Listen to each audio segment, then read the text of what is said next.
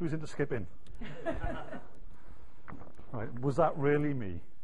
Yeah, I mean, I know 1 in every 40 people has turned over £40 million. Hands up in this room who's turned over £40 million. How many people are in the room? No one's turned over £40 million. Who's made a gross profit of £8.5 million? No one? I think you've got to play that about 20 times to get 40 million quid. I've tried. Well, you know, I did.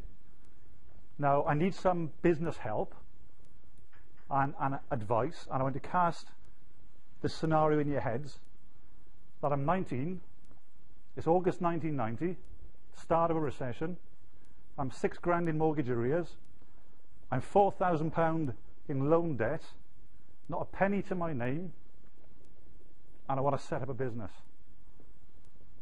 Hands up who says yes. Yeah, well, that's what I did. Yeah, not bad for someone at 18 who was sleeping in a car. I was in the car for 6 weeks through a little family fallout. This shy, timid, withdrawn guy, 6'2", 18, looked 14, had hair then. Yeah, but business does that too. You can see a lot of baldies in the room. Yeah. And of course, you give yourself a kick, you get up off your backside, and you do something. At 19, I set up the business. It wasn't called Morehouse Group then, but it's the same business because there's evolution of changing the name. And that was me.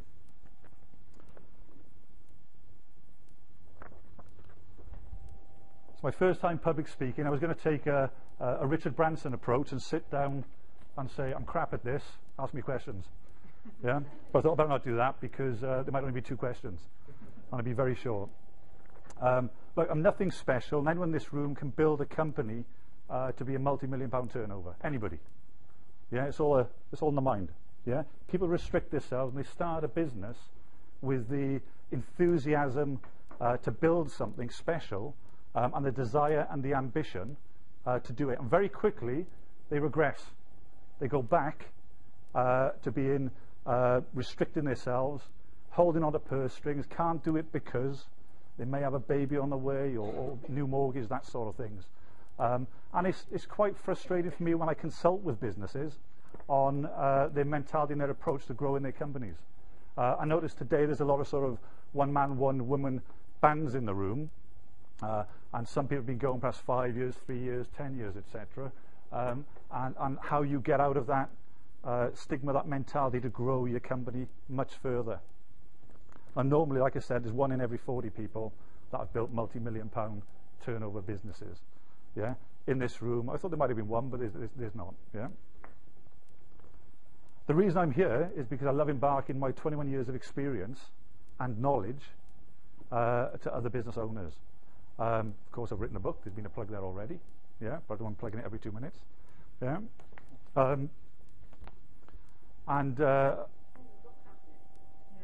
Right. It's out the end of January, the book. I'm going to go through the evolution of the business and how I got to where I am. Now, in August 1990, 19, no business experience, 9 months in the industry. That's what I set up.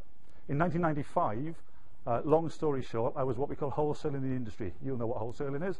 It means other insurance brokers are placing business with you. So I sat in my lovely little office, just me and 4 other people, taking inquiries from insurance brokers and taking a cut of the commission. Yeah, I place it, they earn, I earn, everybody's happy. I haven't got to leave my desk. 1995, the insurance market, what we call softened, premiums go down, etc. This is great for you, isn't it? Yeah, Miss Jelf. Softened, brokers didn't need me anymore. So my first 5 years of trading, back to zero income, back to me. My second pitfall was September 2001. Yeah, September the 11th. I had all of my eggs in one basket. It was a good basket. Yeah, underwriting authority of the lot. My eggs, 95% of my business were in that one basket in Lloyd's of London. The basket had a pull. You understand the complexities of the insurance market. They had a pull and capacity and the rest of it, yeah? Had a pull. So now I'm left with 40 staff, yeah? 40 staff in 2001. I lost 55% of my clients because I couldn't place their business anywhere. I had no agencies. My eggs were in one basket and it went, yeah? 55% of my clients took me 3.5 months, that's 3.5 months, to figure out what to do. I kept everybody informed of what my options were. Was it to sell? Was it to just close the doors? Was it to whatever? I'm sure my brain snapped into and put itself back together again. It changed my view of the world and actually changed my personality as well. Become a bit more hard and robust. It's not a bad thing. What I actually did was buy a small insurance broker up north without any due diligence, and I bought it in 7 days for £120,000. Luckily enough, I managed to save that money in the business, as well as pay salaries for 3.5 months to 40 people. That was my life-saving decision, because that gave me access to insurance agencies. My whole business processes had to change because of that. Yeah, I had to change everything in that company, and of course I was earning half of what I was earning before. Yeah, so that was a major critical part in my time and in my business career. So to me, I've started twice, 3 times including the setup. Yeah, I've started 3 times. That gives me the confidence to write a book and embark my experiences. Along the way, I've invested into properties. I invested into a recruitment agency, which I subsequently sold the equity back in August. I've done lots of things. I've acted as non-exec to a private medical firm, supported and mentored manufacturing firms, a whole breadth of different industries, which gives me my learnings and my life skills to pass on to others. So I can actually hold plausible conversations about many things, including online trading and online retail trading. Some of the things and business ethos that I tend to run by are things like, I've done this all of my career, is how you deploy any spare capital or profit. Yeah. Now, I've always stood by, I say always, that's a lie, I have in the last 5 years stood by deploying 70% of my capital back into marketing, keeping 30% in the bank. That's your buffer. Yeah. How many of you do that? Hands up. Who does that? Who views the business that way? Yeah. So you've had a percentage of your profit, and you go, right, that percent I'm going to put back into marketing. Fantastic. Yeah. But there was 2 there. Was there anybody else? Didn't see anybody? No. 3. Yeah. So 3 out of 40 people actually have a strategy around their profit. Yeah. How much of that you're going to put back into sales and marketing? And I say sales and marketing because that is an absolutely critical part of your business. Yeah, a lot of companies live in the glory and go, I need a PA. I haven't got a PA. I've tried PAs. I don't get on with them. They annoy me. They get in the way. Yeah, but I'm forever seeing 1-man operations or 2-man operations with a bloody PA. Yeah, what do you want a PA for? You're a BlackBerry. Yeah, or an iPhone. A bit more modern.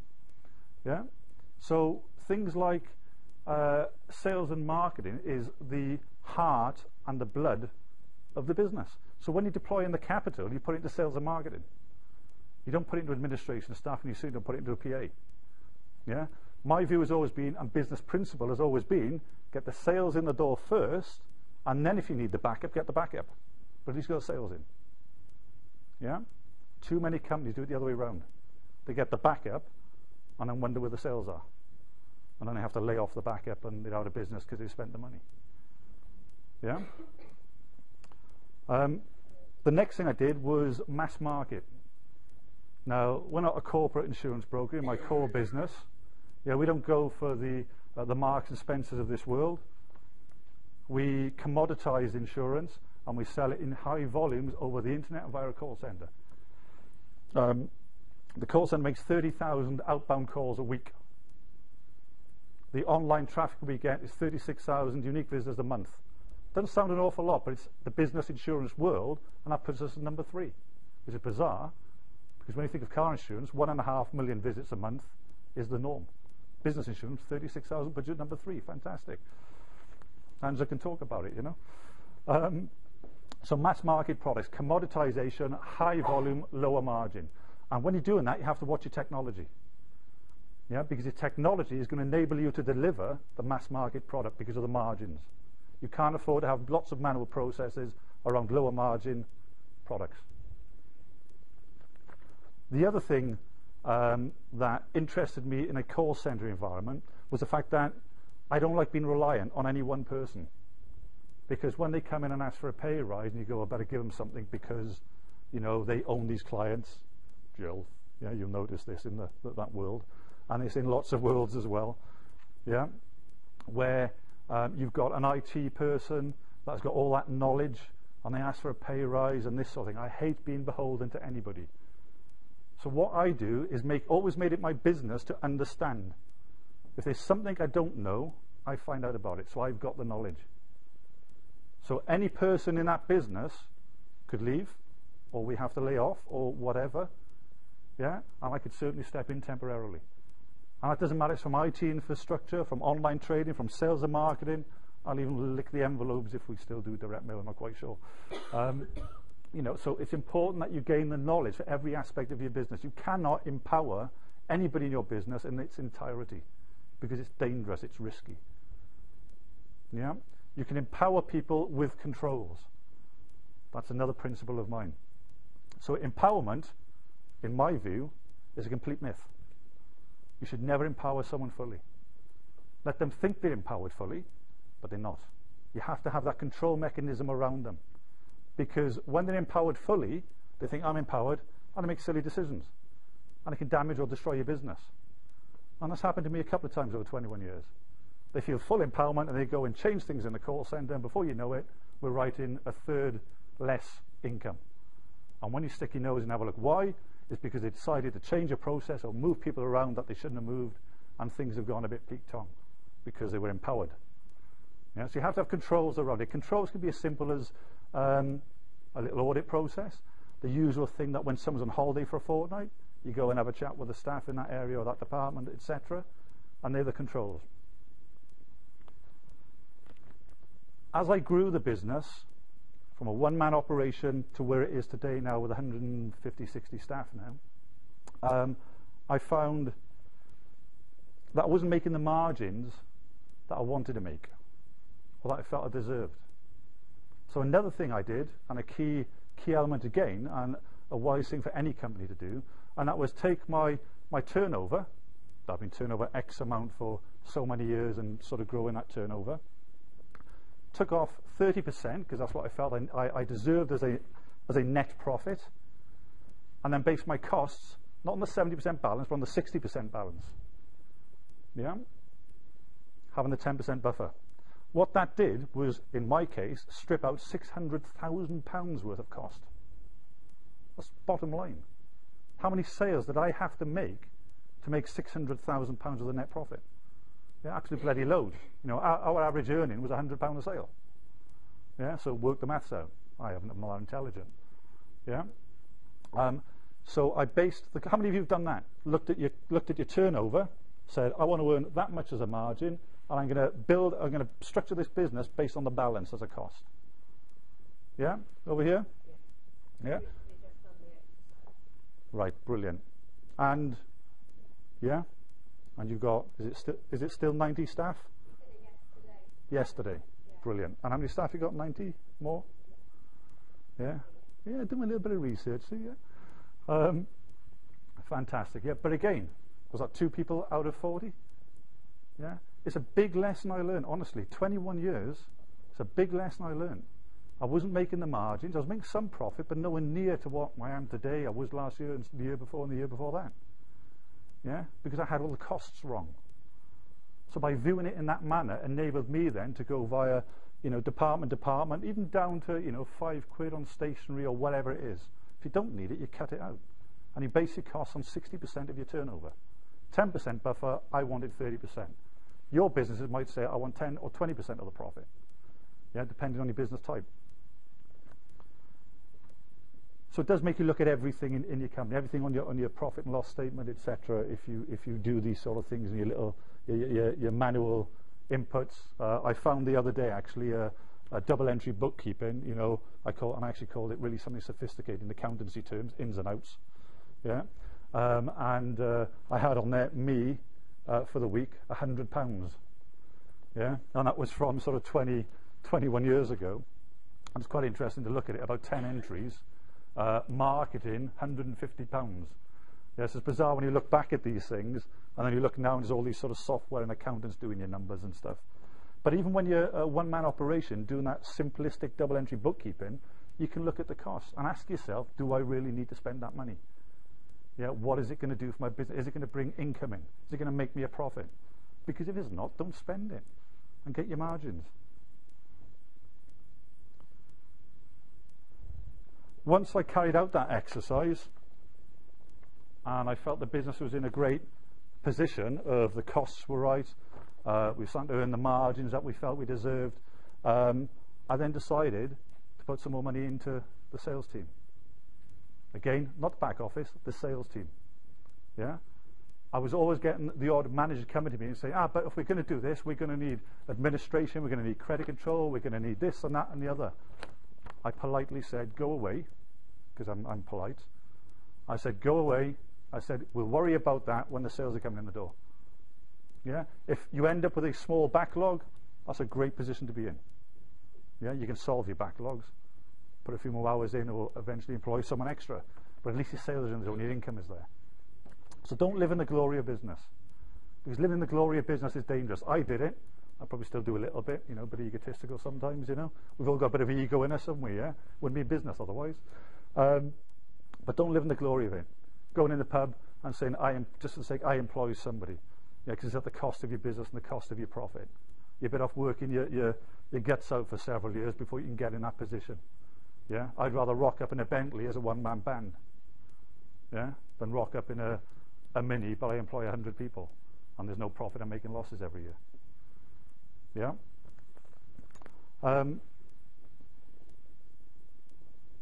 The other thing I did in conjunction with this, because also done at the same time, and it sounds long-winded, but all of this was done in a 1 month period. Yes, you can imagine the sort of work and impotence put around it. Was micro-segmented my business. Do you know what micro-segmentation is? Do you know what segmentation is? Yeah? How many people, hands up, how many people have segmented their business? Brilliant, so a few more out of 40, fantastic. How many have micro-segmented? My guess is probably none, because you don't know what it is. But it's actually what it says. You segment your business, so you're looking at your company, and you're saying, what makes me the profit? Yeah? And you go, that makes me a profit, that doesn't make me anything, so I'm not going to do that anymore, but I'm going to do that. Micro-segmentation is taking the next step, which is saying, these coffee cups that I sell make me a profit, so I'm going to keep selling coffee cups, but actually, there's 10 different coffee cups. And in those 10 coffee cups, those 6 are making me really good profit, those 2 are making me okay profit, but those 2 coffee cups actually make me a loss. So I'm not going to sell those 2 coffee cups. Yeah, I'm going to maximize my marketing effort on the higher profit coffee cups. Yeah? And this department, or these products over here, make me nothing, make me losses. Why the hell am I doing it? Stop doing it. Yeah? So that's micro-segmentation. That's what I did with my business. My core business, the insurance business, is micro-segment. What products were making me a profit? What wasn't making me a profit? And within the products that were making, next level down, micro-segmentation. And that's where our efforts went. Profits went up. It actually went up 22%, which is fantastic. So when you put it all into context, for the sake of 1 month's worth of, you know, graft and effort in the size of company that, you know, I've got, we're making more profit than we've ever made, purely because of those tasks. And again, it might sound like I'm talking big business all the time. It applies to one-man, one-woman operations as well. It's not just big business. Yeah, you all sell something. Yeah, where's your market? What makes you the higher margins? So some of the other ethos I'll run through, and this is a list, so forgive me if I look like I'm reading. It's mainly because I am. And I've got 13 on here, mainly because 13 is my lucky number. Don't ask me why, long story, something to do with the wife to please her and all that sort of stuff, yeah. No, it's not like that. Don't laugh, it's not like that. Ain't that good? Right. Might be. So some of my business ethoses were, and I've lived and died by these for the entire 21 years. I've learned a few along the way. Speed beats perfection. Yeah, you're better off getting to market quick than trying to wait for perfection. Yeah, And IT people and software people are the world's worst for trying to wait for perfection. It never happens. Yeah? Get to market with 80% of something completed, and then you can tweak it afterwards. But at least you're to market. You might be first to market. You can start drawing attention to it. You can start selling whatever it is. Yeah, but get to market. Speed beats perfection. Don't overthink it. Ooh, I think there was another one. Find a way. There's always a way. That's another one, yeah? Absolute frustrates the hell out of me when people come into my office and I go, I think we need to be doing X, Y, Z, and they can't be done. Yeah? Now, how many people would sit back and go, okay, it can't be done? No, I don't. Because I make it my business to learn everything there is to know in my company. From IT again, through to online marketing, etc. So when someone sits and says, can't be done, are you lying? Yeah? Not you. You're lying. Yeah? So always a way. People can always find a way. And it's surprising, 10 out of 10, no exaggeration, 10 out of 10 that start off can't be done, come back with a solution. And then it can be done. Deal making. Favorite one. When I'm away and people don't know what I do for a living, and they go, what do you do for a living? I am a salesperson. Because I am. Yeah? Which is quite incredible from a shy, timid kid with one friend only, because I couldn't bother with crowds. So I'm surprised I stood up talking now. I sit back to a wall and that sort of thing. To now, I absolutely thrive on sales. I've always been sales-based. I love sales. So deal making, I love.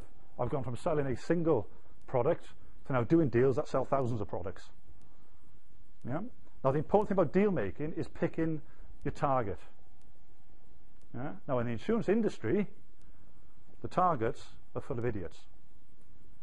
Don't you dare publish that in Insurance Age. Yeah? But that's on camera.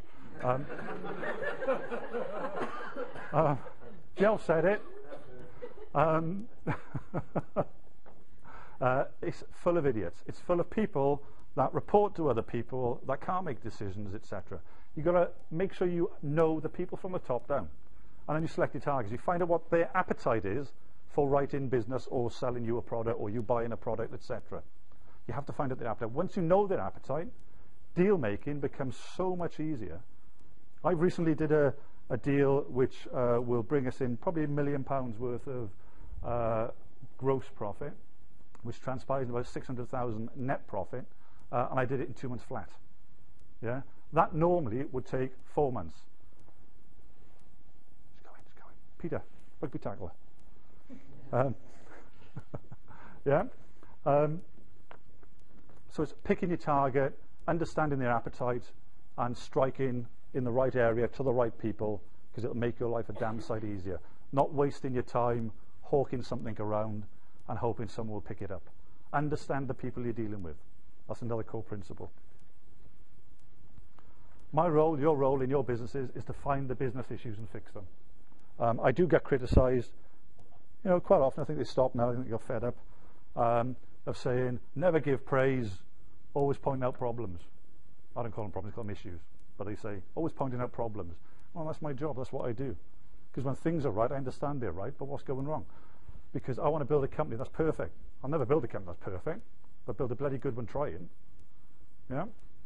So your role, like mine, is to find issues in the business and fix them. Be a sniper. It's a chapter in my book. That's the second plug of the night, yeah? Be a sniper. Sometimes I don't say I'm a salesperson, I say I'm a sniper. That is, I pick and choose what to work on to the best benefit of the business.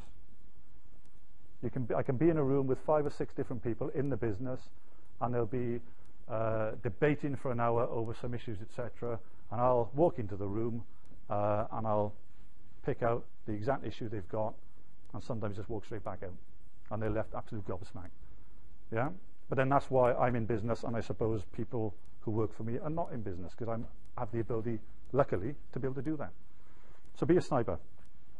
Stay focused on the core. Very important. Being, I hate the word entrepreneur. It's used far too widely. It's not something you call yourself. It should be something that people call you. Being entrepreneurial minded, you can try and diversify and try and do this and do that at the risk and damage of your core. You have to stick with what you're good at and exploit it massively. Yeah, if you're good at it in Wales, be good at it in Newcastle, Scotland, London, whatever.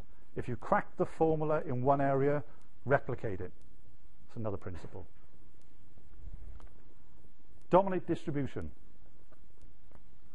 We're online, we're an outbound call center, and we sell to brokers. So my competitors feed me business, and I earn from the competitors. Of course, I've got to provide them with products that they can build their business as well. Yeah, but it's tit for tat. I provide them products, they sell, I earn, they earn. I sell online, and I sell through a call center. Now, I haven't dominated distribution, not by a long shot, but I've certainly got a good distribution, so I get a slice of every bit of, the cake. So dominate distribution, whatever that might be. Technology over people. Before you employ somebody, ask yourself, can technology do this job? Because technology is fantastic. Yeah, without it, I wouldn't have a business. And I certainly wouldn't have a profitable business. So before you need to employ somebody, probably difficult with, what you're doing there, right? Yeah. But you can get them hoovers that go around automatically now. Yeah. Ask yourself, do you need someone to hoover up, or can you buy one of those hoovers? Yeah.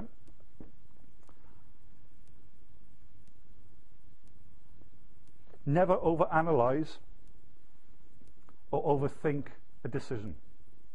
All these are lessons I've learned in 21 years. Yeah, you can talk yourself out of something. If you look at something for too long and too hard, you won't do it. I've been guilty of it in the past. Now when people do it in my business, I just throw it out the window. Literally throw it out the window. They can sit around with a table full of stats. You just put it in the bin. Throw it all in the bin. And say, back to the root reason why you thought that was a good thing to do. Yeah, your gut feel. Should you do it or shouldn't you do it? Numbers tell you one thing, and you can look at some numbers, but numbers tell you one thing, but not as good as your gut feel and your intuition. And if you're experienced, and you have experienced people around you as well, that's intuition and gut feel.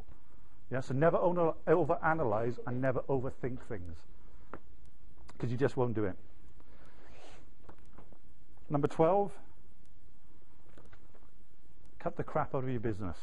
That's actually a title in the book. I just wanted to use the odd funny word. I thought crap was a good word.